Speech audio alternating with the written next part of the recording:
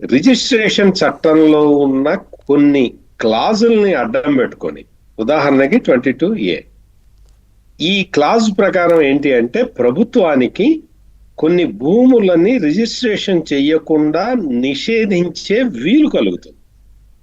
ఆ వీలుని అడ్డం పెట్టుకొని ఏం చేశారు అంటే అంటే గవర్నమెంట్, ఇందాక మీరు ఒక 4 పేర్లు చెప్పారు, ఆ 4 పేర్ల వాళ్ళు వెళ్ళటం, వాళ్ళ దళారులను పంపించటం, ఆ ల్యాండ్స్ అన్ని ఐడెంటిఫై చేసుకోవటం, వాటిని ఐడెంటిఫై చేసుకున్న తర్వాత గవర్నమెంట్ లో ఫైల్ మూవ్ అవటం, ఆ బలానా సర్వే నెంబర్లని మేము రిజిస్ట్రేషన్ చేయకుండా నిషేధిస్తున్నాం అని నిషేధించటం, వీళ్ళ పేరు మీదకి మొత్తం వీళ్ళ దళారులు వెళ్ళి కాంటాక్ట్ చేసిన తర్వాత వాటి మీద నిషేధం ఎత్తేయటం.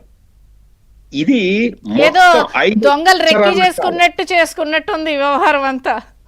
అంతే, అసలు దొంగలు రెక్కి చేసుకుంటారు, ఇటు వెళ్ళాలి అటు వెళ్ళాలి, వాళ్ళు ఏ టైంకి వస్తున్నారు. అదే జరిగింది ఇక్కడ. మొత్తం ఒక మామూలు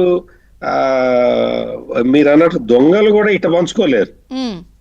చట్టబద్ధంగా, లీగల్ గా ప్రభుత్వానికి సంక్రమించిన అధికారాలని ఉపయోగించుకొని ఆ అధికారాలని మొత్తాన్ని కూడా దీనికోసమే ఉపయోగించటం, అక్రమాలు చేయట.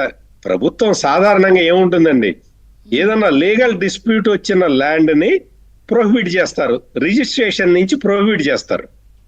ఏదైనా లీగల్ డిస్ప్యూట్ వచ్చింది ఆ ల్యాండ్, అటువంటి క్లాజును ఉపయోగించుకొని భూముల్ని, వాళ్ళకు కావాల్సిన భూముల్ని 22A కింద పెట్టించేసి వాళ్ళ చేతిలోకి వచ్చిన తర్వాత నిషేధం ఎత్తేయటం. ఇది ప్రహసనం జగన్మోహన్ రెడ్డి ప్రభుత్వంలో నడిచింది.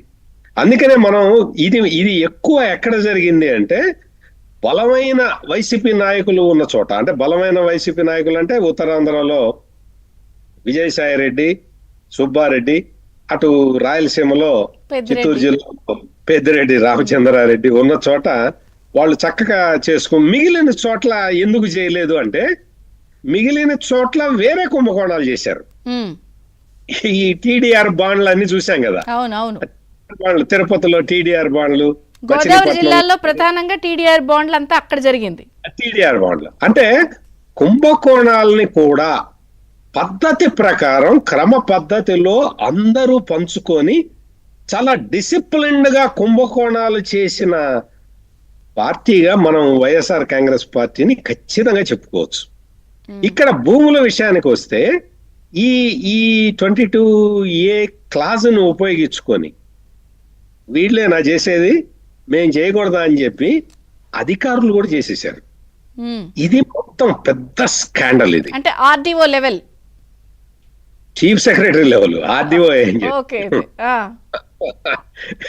ఇట్లా అంటే మొత్తం అంతా కూడా ఒక ఆర్గనైజ్డ్ క్రైమ్ లాగా. ప్రభుత్వం ఎందుకు ఉంటుందండి, లీగల్ డిస్ప్యూట్స్ ఏదన్నా ఉంటే ప్రొహిబిట్ చేయాలి రిజిస్ట్రేషన్లని అనే క్లాజుని ప్రభుత్వము ఎట్లా దుర్వినియోగం చేసిందో చూడండి. It is an organised crime. నిన్న అసెంబ్లీలో బండారు సత్యనారాయణ మూర్తి గారు చెప్పింది అక్షర సత్యం. మామూలు దోపిడీ కాదు ఇది.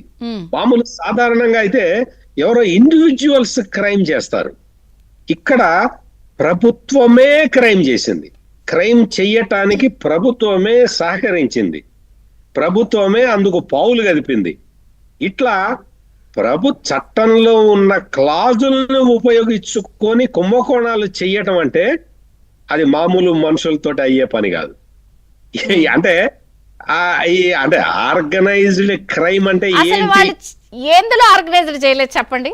TDR బాండ్లు ఆర్గనైజ్డ్, సోషల్ మీడియా సైకోల్ది పోస్టింగ్లు ఆర్గనైజ్డ్, వాళ్ళకి మళ్ళీ పథకాలు ఇవ్వడం, జాబితాల్లో అర్హుల్ని ఎత్తేసి వీళ్ళకి ఇవ్వడం ఒక ఆర్గనైజ్డ్, ఇదొక ఆర్గనైజ్డ్, చెప్పుకుంటూ వెళ్తే ఇంకా అంతా మన గొంతు